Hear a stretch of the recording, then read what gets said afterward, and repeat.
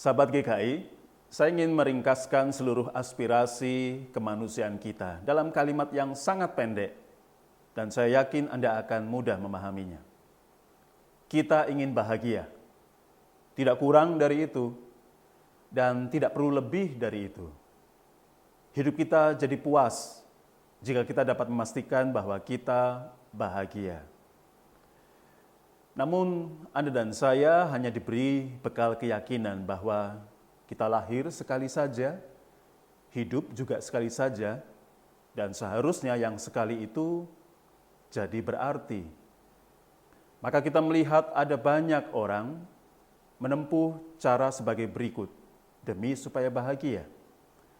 Mereka senang jika mereka memiliki banyak. Mereka mempunyai entah benda atau cinta. Mereka suka akan hal itu semua. Dan ketika kita bertumbuh besar, tubuh kita makin kuat, pengaruh kita akan orang lain juga makin menjelajah jauh lebih luas, kita memperbesar skala kepemilikan kita. Dan kita pikir makin bahagialah kita jika kita menjadi pemilik yang jauh lebih banyak.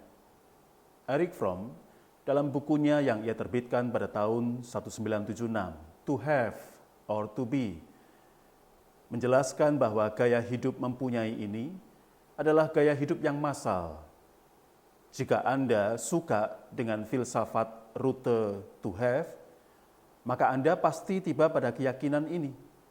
Aku makin bahagia jika aku makin punya banyak.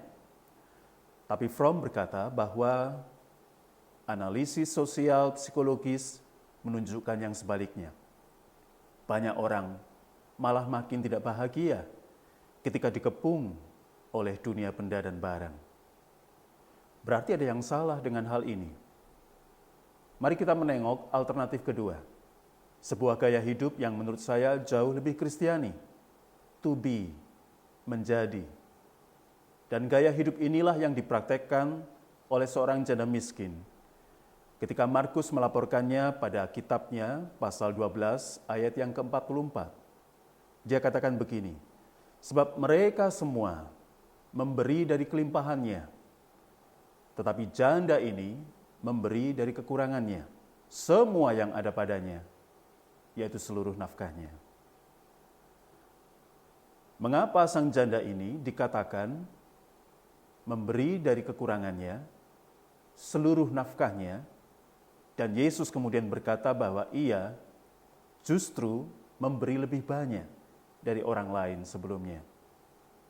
Erich Fromm berkata bahwa sebenarnya yang membuat kita bahagia bukanlah ketika kita menumpuk dan mengambil, melainkan justru ketika kita keluar dalam rangka memberi dan berderma.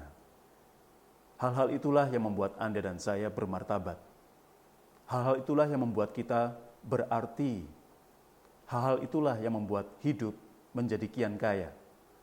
Bukan ketika kita mengambil atau merampas, tetapi ketika kita dengan hati yang kaya memberi apa saja yang ada dan mampu kita berikan kepada orang lain. Memperkaya orang lain. Itulah rahasia kebahagiaan diri. Apakah Anda ingin bahagia? Jadilah seperti janda miskin. Dia memberi dari kekurangannya. Dia memberi dari ketulusannya. Dan itu membuat dia jauh lebih kaya daripada semua orang yang lain. Terima kasih telah menyaksikan tayangan ini.